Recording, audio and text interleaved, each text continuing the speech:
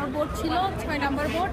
আমাকে একটাই কোশ্চেন করেছে ক্যালেস্টি সম্পর্কে, ল্যান্ড সার্ভে ট্রাইব্যুনাল, আর সেকশনটা জিজ্ঞাসা করেছিল 155 এরপর থ্যাংক ইউ। আসসালামু আলাইকুম। বাহাউদ্দিন ভাইকে অনেক অনেক ধন্যবাদ। বাহাউদ্দিন ভাইয়ের ভিডিও দেখলেই আতঙ্কিত হয়ে যেতাম, নিশ্চয়ই কোনো নিউজ আসছে, এই এমসিকিউ, এই রিটেন, এই ভাইবা, যেটাই হোক। আজ ভাইবা দিলাম, আমি 4 নম্বর বোর্ডে ছিলাম। 4 নম্বর বোর্ডের বিচারক স্যাররা খুবই আন্তরিক ছিলেন। প্রথমে যেমন ভয় পেয়েছি, আসলে ভয়ের কিছুই নাই।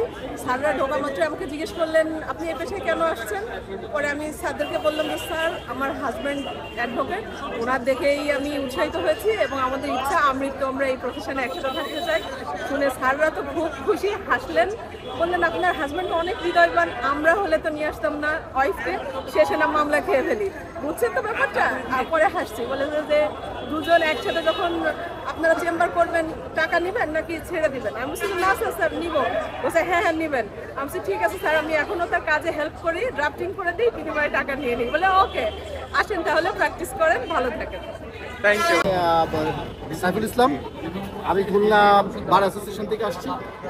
আমার বোর্ড ছিল 7 নম্বর। তো 3 জন স্যার ছিলেন, একজন লেডি সহ, ম্যাডাম সহ। খুবই বন্ধুত্বপূর্ণ পরিবেশ, অনেক সুন্দর পরিবেশ, ভয় ভ্রান্তির কোনো কারণ নাই। সিম্পল কিছু প্রশ্ন জিজ্ঞেস করেছি যে আপনি কোথা থেকে আসছেন, কোন বার থেকে আসছেন, সিরিয়ালের নাম কি, আপনার ডিস্ট্রিক্ট জজের নাম কি, আপনার মেট্রোপলিটন সেশন জজের নাম, দ্যাটস অল। এটুকু আমাকে ছেড়ে দিন। তার মানে ভয়ের কোনো কারণ নেই, যারা ভয়ের একটু কোনো কারণ নেই। বোর্ডগুলো খুবই ফ্রেন্ডলি এবং খুবই আন্তরিক। ঠিক আছে, যে আমার নাম মোহাম্মদ ইসলাম বাড়ি, আমি বরিশাল জেলা আইনজীবী সমিতি থেকে এসেছি। প্রথমে সালাম দিলাম, স্যাররা বসে আসেন, তারপর চেয়ারের পাশে গিয়ে দাঁড়ালাম, বসে বসেন। বসার পরে বললো যে আপনি বাড়ি বরিশালে, আপনি ঢাকাতে পড়াশোনা করছেন কেন? তাই আমি বললাম স্যার আমার বড় ভাই ঢাকাতে থাকে, যার কারণে তার বাসায় থাইকা পড়াশোনার সুযোগ, যার কারণে আমি এখানে পড়াশোনা করেছি। তাহলে আপনার ক্যাম্পাসটা কোন জায়গায়? আমার ক্যাম্পাস তো আগে ছিল যাত্রাবাড়ি বাণিজ্য কোন জায়গায়, মেন ক্যাম্পাস দিয়েছে হলো মুগদা মান্ডা। তা বললো আপনি কোর্টে যান? স্যার আমি যাই। পরে সে বলছে যে আপনি কোন কোন সাবজেক্ট পড়াশোনা করছেন? স্যার ফৌজদারি কার্যবিধি ডাটা আমি বললাম, দেওয়ানি আইনি ওটা বললাম। বলার পরে সে বললো তাহলে ম্যাজিস্ট্রেট নালিশি আমলে নেয় কীভাবে? বললাম স্যার ফৌজদারি কার্যবিধি নালিশকারী যদি কোর্টে এসে নালিশ দায়ের করে 200 ধারায় সে জবানবন্দি গ্রহণ করে, দেন ওই ম্যাজিস্ট্রেট লিখে ওইটা লেখার পরে জবানবন্দি যে মানে প্রদান করছে তার স্বাক্ষর গ্রহণ করে। ম্যাজিস্ট্রেট যদি মনে করে যে এটা আসলে সমন বা ওয়ারেন্ট দেওয়ার মতো, ওই প্রসেস ইস্যু করে। অন্যথায় যদি মনে করে এটা তদন্ত তদন্ত পাঠায় দেয়। আরটাও নিতে পারে স্যার, থানায় এজাহার হয়, 154টা এজাহার হয়। এজাহার কপি থানায় আসার পরে জিআরের মাধ্যমে এইটা কোর্ট পরবর্তী প্রসিডিংয়ে অগ্রসর হচ্ছে, আসতে পারেন না। ঠিক আছে। আমার বোর্ড নাম্বার হচ্ছে 2। নাম পরিচয়টা কি? আমার নাম হচ্ছে টুম্পা রানী রাউত, আমি শরীয়তপুর জেলাবাদ থেকে এসেছি। আমার বোর্ড নাম্বার হচ্ছে 2। প্রথমে আমি স্যারদের অনুমতি নিয়ে ভিতরে প্রবেশ করলাম, স্যারদের আদাব করলাম। তারপরে স্যাররা আমাকে বললেন বসতে বললেন। স্যারদের ব্যবহার খুব আন্তরিক ছিল। তো আমি বসলাম, বসার পর স্যার আমাকে জিজ্ঞেস করলেন আপনি কেন আইন পেশায় আসতে চাচ্ছেন। আমি বিস্তারিত বলছি। এরপর স্যার আমাকে জিজ্ঞেস করলেন এভিডেন্স কি। এভিডেন্স বলার পরে সাথে সাথে আবার জিজ্ঞেস করলেন যে উইটনেস কি। তো আমি আবার জিজ্ঞেস করলেন যে এভিডেন্স আর উইটনেস কি একই জিনিস? তখন আমি বললাম যে না স্যার, এভিডেন্স হচ্ছে সাক্ষ্য আর উইটনেস হচ্ছে সাক্ষী। এরপর স্যার আবার আমাকে প্রশ্ন করলেন যে বলেন তো প্রাথমিক সাক্ষ্য কি। তখন আমি প্রাথমিক সাক্ষ্য বললাম। তারপরে আবার আরেকটা কোশ্চেন করলেন যে আপনাকে ক্রিমিনাল থেকে একটা কোশ্চেন করি। তখন আমাকে বললেন যে বলুন যে এজাহারে 10 জন আসামির নাম করে এজাহার দায়ের করা হয়েছিল, সেখানে 5 জন আসামির নাম আসছে চার্জশিটে আর 5 জনের নাম আসে নাই, তো আপনি এখন কি করবেন? তখন আমি বললাম যে স্যার আমি এটার জন্য নারাজির আবেদন করবো। এরপর বললো থ্যাংক ইউ, আপনি এবার আসতে পারেন।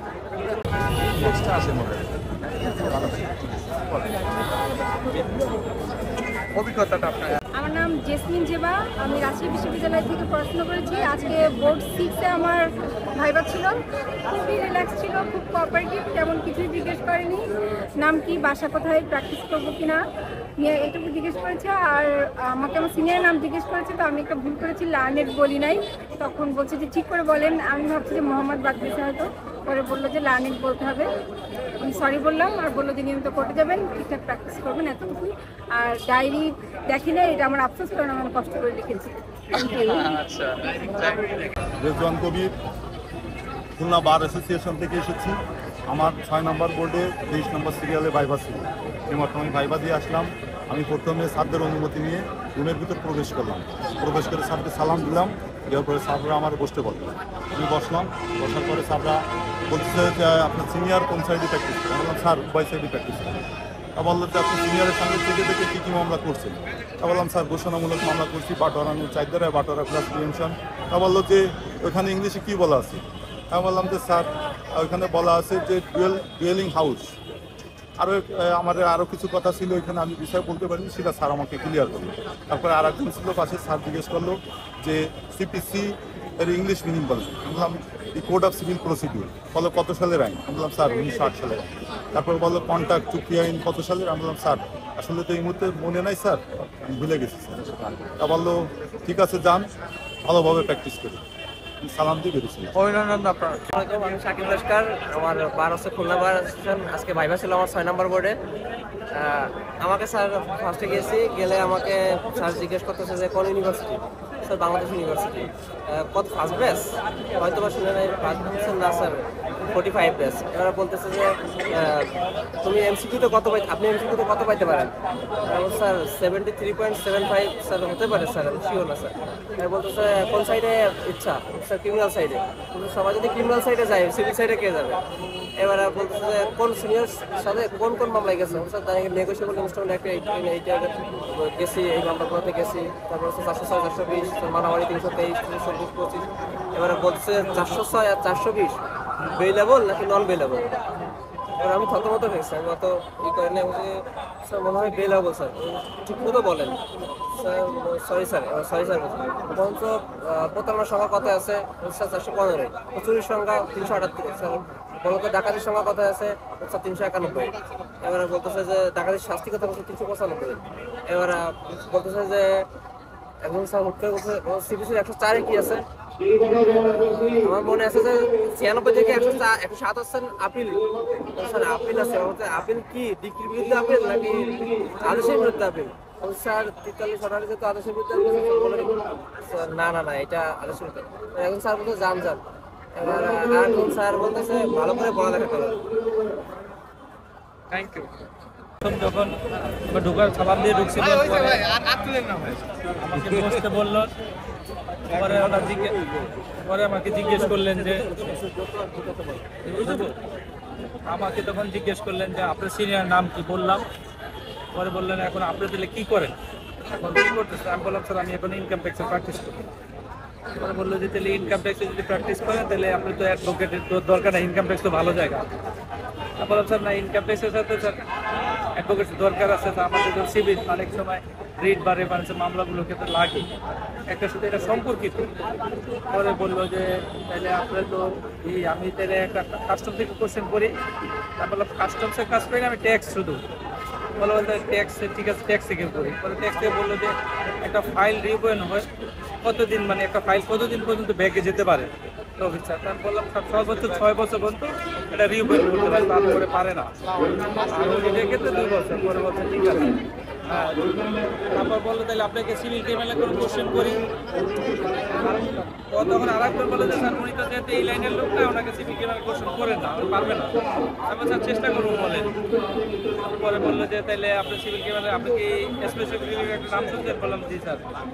বলে যে এখানে কী ধরনের প্রতিকার দেওয়া হয়? আর বললাম স্যার এখানে স্পেসিফিক সব এই প্রতিকার দেওয়া হয়, মানে স্বেচ্ছাধীন প্রতিকার শুধু 8 এবং 9 ধারা বাদ দেওয়া হয়। পরে বললো যে তাহলে আপনার ইনজাংশন কোথায়, কয় প্রকার? বললাম। তা বলার পর বললো যে তাহলে ইনজাংশন, ম্যান্ডেটরি ইনজাংশনটা কোথায় আছে?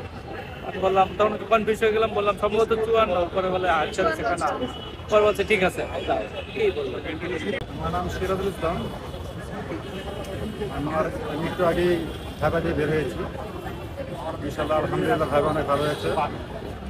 আমাকে প্রশ্ন করা হয়েছিল ঘোষণামূলক মোকদ্দমা কি, এবং সেটা সুনির্দিষ্ট প্রতিকারণে কত ধারে আছে। আলহামদুলিল্লাহ খুব সুন্দরভাবে গুছিয়ে উত্তর দিয়েছি।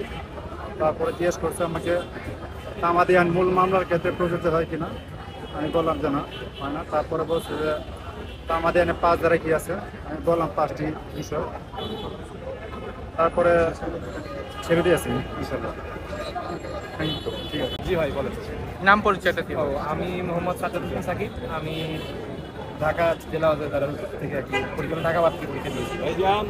আর জিজ্ঞেস করার মতো তেমন কিছু আসলে জিজ্ঞেস করেনি, নাম জিজ্ঞেস করলো, ইউনিভার্সিটির কথা জিজ্ঞেস করলো, অভ্যধিক কত আছে এটা জিজ্ঞেস করে ছেড়ে দিলেন। আর যথেষ্ট লিবারাল ছিল এবং মানে আমরা যতটা হয় মানে কাজটা করছিল সবার পাশে, স্যাররা যথেষ্ট লিবারেল এবং খুবই ভালো মানুষ, খুব সহজে মোটামুটি তারা পজিটিভ ভাবে আগে। ভেতরের পরিবেশটা কি ভয়ঙ্কর? বাঘ টাক বসে থাকে এরকম? খুবই সুন্দর ভাই, ভিতরের পরিবেশ অস্থির ভাই, খুবই সুন্দর। আচ্ছা, পছন্দ হয়েছে ভিতরের পরিবেশ, মানে ঠিক আছে, মানে ঢুকেই সাহস বেড়ে গিয়েছে, যে ভয়টা ছিল কেটে গিয়েছে মোটামুটি। আচ্ছা, থ্যাংক ইউ। একটু বলো। নাম কুরবান আলী, যশোর জেলা বার সমিতি থেকে এসেছি। আমার বোর্ড ছিল 1 নম্বর বোর্ডে আমি সালাম দিয়ে ঢুকলাম, আমার কাগজপত্রগুলো নিল এবং আমার শুধুমাত্র প্রশ্ন আইনভিত্তিক কিছু ধারা থেকে প্রশ্ন করেনি, শুধুমাত্র প্রশ্ন করেছে আমার যশোর জেলার নামের যে পরিবর্তনটা হয়েছে এই বানানটা কি। আমি নামের বানানটা বললাম, বলার পরে আমাকে বললো ঠিক আছে যান। এইটুকু। Thank you. নাম পরিচয় দিয়ে একটু বলো। আসসালামু আলাইকুম, আমি মনির হোসেন শাওন, আমি এসেছি নরসিংদী জেলা বার থেকে। আজকে আমার ভাইবার উপরে 1 নম্বর ভাইবার উপরে আমার ভাইবা হয়েছিল। আমাকে যাওয়ার পর আমাকে প্রথমে আমি অনুমতি নিয়ে ভিতরে প্রবেশ করি, আমাকে কাগজপত্র ডায়েরিটা দেই। ডায়েরি দেওয়ার পর আমাকে জিজ্ঞেস করে আপনার নাম কি। আমার নাম বললাম এবং আমার বাবার নাম জানতে চেয়েছি। জিজ্ঞেস করছে কোন ভার্সিটি থেকে আমি অনার্স কমপ্লিট করেছি। আমি ভার্সিটির নাম বললাম এবং জিজ্ঞেস করছে আপনি তো অনার্স করেছেন, আপনি মাস্টার্স করবেন কিনা। আমি বলছি হ্যাঁ, আমি অবশ্যই মাস্টার্স করবো, LLM করবো। তারপর জিজ্ঞেস করছে যে আপনাকে যদি অনুমতি দেয় আপনি প্র্যাকটিস করবেন। আমি বলছি জি স্যার, আপনারা যদি অনুমতি দেন অবশ্যই প্র্যাকটিস করবেন। চেহারা সুন্দর, প্র্যাকটিস করেন, ভালো লয়ার হবেন। শুভকামনা। আসলে শুভকামনা আপনাকে। আপনি হচ্ছে আসিফ হোসেন সাইন। তো আমাকে প্রথমে আমার ইউনিভার্সিটি দেখে বললো যে ভালো ইউনিভার্সিটি থেকে আসছেন, তাহলে আপনি হচ্ছে যে কীভাবে প্রিপারেশন নিয়েছেন। তো আমি বলছি যে আমি হচ্ছে যে নর্মালি যেভাবে প্রসিডিওর যেভাবে ওভাবে নেওয়া হয়েছে। পরে বলতেছে যে আপনি কি কোন বারে করবেন। আমি বলছি নোয়াখালী ডিস্ট্রিক্ট বার যেটা ওখানেই করবো। পরে বলছে আপনার ফ্যামিলিতে কেউ আছে কিনা, আমি সেই জিনিসটা জিজ্ঞেস করছি। এর পরবর্তীতে বলছে যে আপনার একটা মামলা সিভিল, আপনি আমি কি সিভিল থেকে জিজ্ঞেস করতে, আমি শিওর। পরে বলতেছে যে একটা সিভিল মামলায় পুরোটা স্টেজে কি কি থাকে, তা আমি পুরোটা স্টেজ বলছিলাম। তো প্রথম যেহেতু আরজি আসে তখন জিজ্ঞেস করছে আরজির সাথে আরজির ভিতরে কি থাকে ওগুলো জিজ্ঞেস করে না, এটা যে ডকুমেন্ট কি অ্যাড করবে সেটা জিজ্ঞেস করছে। তাই আমি বলছি যে ডকুমেন্টগুলো সাবমিট ডকুমেন্ট সাবমিট করবো, সমানের কপিগুলো সাবমিট করবো। এরপর শেষ পর্যন্ত জিজ্ঞেস করছে আচ্ছা ঠিক আছে, একটা মামলার একটা মানে নাকচ কেন হয় এটা আর্টিক। তখন জিজ্ঞেস করলো যে আমি বললাম যে 4টা কারণে মামলা হচ্ছে খারিজ হয়, সে নাকচ হয়। সেটা হচ্ছে যে বলা প্রথম 4টা বলার সাথে সাথে উনি হচ্ছে বলছে ওকে ফাইন আসুন। আর প্রতিকা জিজ্ঞেস করছিলেন, আমি প্রতিকা বলা অ্যান্সার দিব, এর সাথে সাথে বলছে ওকে আপনি যেতে পারেন। আপনার ভোকালটা সুন্দর, প্র্যাকটিসে আপনি ভালো করবেন। বলেন। আমি মোহাম্মদ হুসাইন, আমি ভোলা ডিস্ট্রিক্ট বার অ্যাসোসিয়েশন থেকে এসেছি। আমি LLB করেছি আপনার ইন্ডিপেন্ডেন্ট ইউনিভার্সিটি থেকে আর LLM জগন্নাথ ইউনিভার্সিটি থেকে। আমাকে আজকে প্রথমে আমি অনুমতি নিয়ে স্যারদের ভিতরে গিয়েছি। স্যার আমাদের সিনিয়র নাম জিজ্ঞেস করছেন, আমি বলেছি। তারপর স্যার আমার জিজ্ঞেস করছিল কমপ্লেন্ট অ্যান্ড এফআইআর, এই দুটা মামলা কত ধারায় আর কি করা হয়। আমি বলছি 200 ধারায় আর কি কমপ্লেন্ট আর 154 ধারায় এফআইআর এর মাধ্যমে। তারপরে আমাকে জিজ্ঞেস করছে যে আপনি কি নারী শিশু নির্যাতন আর মামলা সিনিয়র সাথে ছিলেন। আমি কি জি। তারপর বলেছিল যে আপনি যৌতুকের কারণে যদি মারে তাহলে কত ধারায়। আমি বলছি 11C। তারপর বলছে যে যদি মিথ্যা মামলা করে তাহলে কথা, আমি 17 ধারায়। পরে সালাম জিজ্ঞেস আপনি তো অনেক ভালো পারেন, বলেন তো স্পেশাল পাওয়ার অ্যাক্টে কত সালে। আমি বলছি 1974 সালে।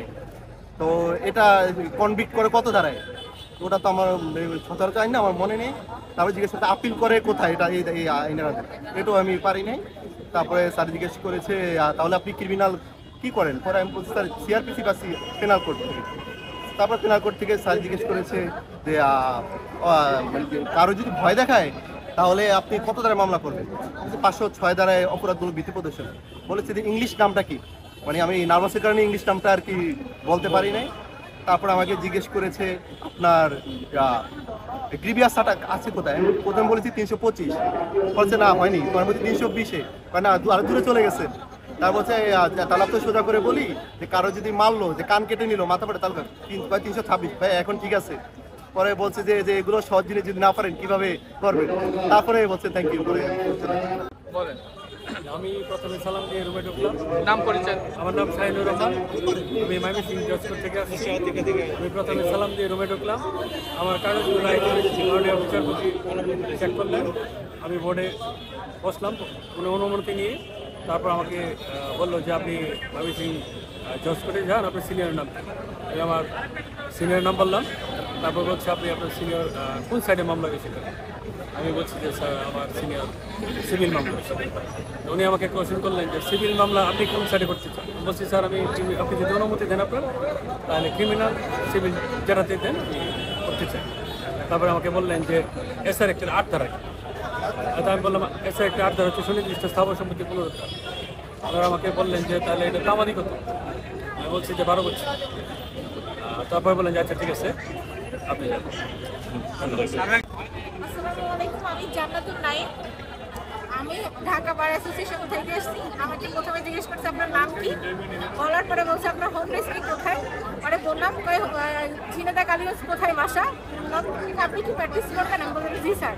পরে বলছে আপনাদের এমপি আনার মারা গেছে, ওর কি আর কোনো খবর আছে জানে? আমি বলছি না স্যার, কোনো খবর জানি না, আসতে পারেন।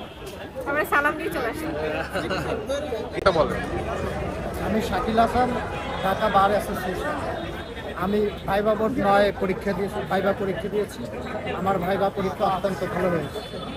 আমি প্রথমে ভিতরে প্রবেশ করে স্যারকে সালাম দিলাম এবং আমি আসতে পারি এই কথা বলাতে স্যার বললেন আসে।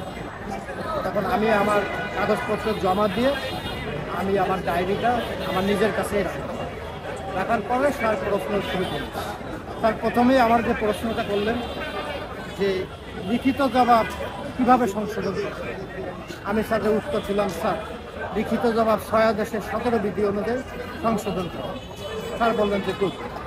তারপরে স্যার আমাকে জিজ্ঞেস করলেন যে আপনার অস্থায়ী নিষেধাজ্ঞা কত আদেশ অনুযায়ী মঞ্জুর। আমি বললাম স্যার অস্থায়ী নিষেধাজ্ঞা আপনার 39 আদেশ অনুযায়ী 39 এক অনুযায়ী কী ক্ষেত্রে মঞ্জুর করে সে বিষয়ে বললাম। তারপরে স্যার বললেন যে গুড লাক, প্র্যাকটিস। আসসালামু আলাইকুম রহমতুল্লাহ। আমি বলবো যে আমি চট্টগ্রাম বার হতে এসেছি। আমার ভাইবা বোর্ডের পরীক্ষা ছিল 4 নম্বর বোর্ডে।